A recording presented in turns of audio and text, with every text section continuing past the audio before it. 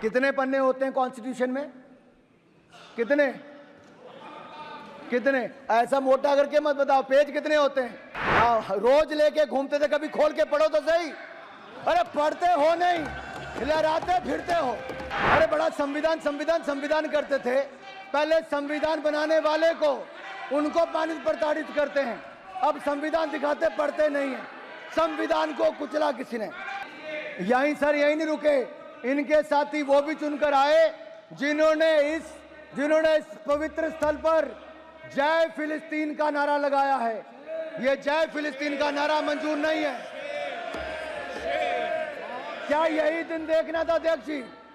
अरे जो मां भारती के लिए ना बोल सकें, जो मां भारत माता की जय करने में जिनके मुंह में दही जम जाता हो, होंठ सिल जाते हो, वो जय फिलिस्तीन के नारे लगाएंगे? क्या हम उस दिशा में बढ़ रहे हैं? कभी ये लोग जय पाकिस्तान जय चीन भी बोलेंगे? ये दुर्भाग्य है अध्यक्ष जी, ये दिन। और मैं एक और कहना चाहता हूं, संविधान को बार बार हाथ में लहरा कर क्या करना चाहते हैं? अगर नेता प्रतिपक्ष अपने आप को संविधान के रक्षक कहते हैं, तो मैं चुनौती देता हूं कि वो सदन में आए और आश्वासन दें कि इमरजेंसी जैसी गलती कांग्रेस वापस कभी नहीं करेगी। आपको देश को कहना पड़ेगा। और मैं कहता हूं कि इमरजेंसी पर जब प्रस्ताव आया, तो क्या उस प्रस्ताव पर आप सहमत हैं और इसको शामिल होंगे, उनका समर्थन करेंगे? और यही नहीं, माफी भी आपको देश से मांगनी चाहिए। सभापति जी, संविधान is being tossed around like the world secularism was, devaluating and demeaning it, that too by a party who has forever been acting against the ethos of both the words। इन्होंने पहले कभी धर्मनिरपेक्ष शब्द का और कभी संविधान का दुरुपयोग ही किया है, और भी अपने लिए किया है। सच्चाई यह है कि जिन्होंने देश को संविधान दिया, वो बाबा साहब अंबेडकर को अपमानित, प्रताड़ित, पीड़ित और पॉलिटिक्स से बाहर करने का काम किया, तो आप लोगों ने ही किया था। अरे गौरव जी, दर्द होगा आपको, गौरव जी, दर्द होगा कांग्रेस को, क्योंकि आप लोगों ने ही बाबा साहब अंबेडकर के खिलाफ जो रचा वो देश जानता है, इतिहास गवाह है। दूसरी ओर प्रधानमंत्री नरेंद्र मोदी जी ने जब शपथ ली, तो उसके बाद संविधान के आगे माथा टेका, तब भी और इस बार भी संविधान को नमन किया और संविधान के अनुसार देश चलाने की बात की।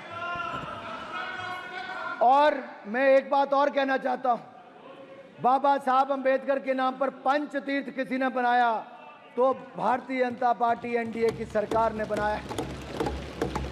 बाबा साहब अंबेडकर की जन्मस्थली, शिक्षा स्थली, चैत्य भूमि और शिक्षा भूमि, महापरिनिर्वाण भूमि, पांचों स्थानों पर नागपुर, मऊ, मुंबई, दिल्ली और लंदन में जमीनें लेकर वहां पर म्यूजियम, स्मारक और वहां पर उसको मान सम्मान देने का काम किया। पंचतीर्थ बनाया तो नरेंद्र मोदी की सरकार ने बनाया। मैं आप सबसे एक और पूछना चाहता हूं, कितने पन्ने होते हैं कॉन्स्टिट्यूशन में? कितने? ऐसा मोटा करके मत बताओ, पेज कितने होते हैं? रोज लेके घूमते थे, कभी खोल के पढ़ो तो सही। अरे पढ़ते हो नहीं, लहराते फिरते हो। निकालो जेब से देखो, अरे निकालो जेब से देखो, नकली मार लो। बताओ कितने पन्ने होते हैं? अरे बड़ा संविधान करते थे। पहले संविधान बनाने वाले को, उनको पानित प्रताड़ित करते हैं। अब संविधान दिखाते, पढ़ते नहीं है। संविधान को कुचला किसी ने।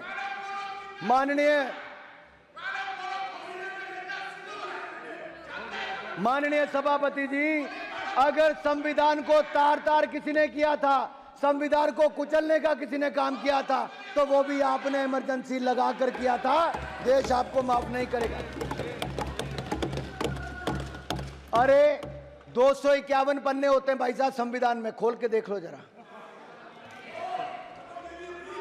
और माननीय सभापति जी, एक कहावत है, दादा आपको क्यों दर्द हो रही है? इमरजेंसी उन्होंने लगाई थी, आप ऐसे ही अपने उड़ता तीर ले रहे हो। बाद में मैं सभापति जी, मैं कांग्रेस की बात कर रहा हूं, ये तृणमूल कांग्रेस बीच में आ गई है।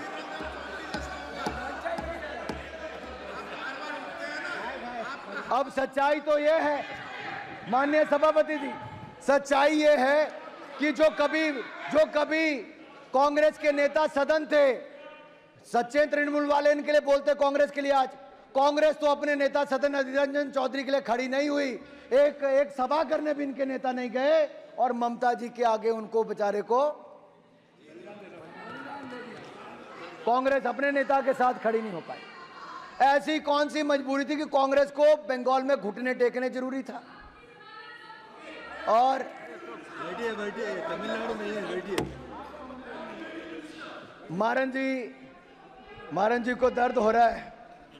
मैं कांग्रेस के बारे में इतना ही कहूंगा, ये तो संविधान की बात आपके मुंह से वो लगती है कि 100 चूहे खाकर बिल्ली हज को चली, और कांग्रेसीकरण करने की बात करूं जैसा ये हर योजना का करते हैं, अगर इसको मैं कांग्रेसीकरण करके कहूं कि 100 संशोधन करके कांग्रेस संविधान बचाने को चली।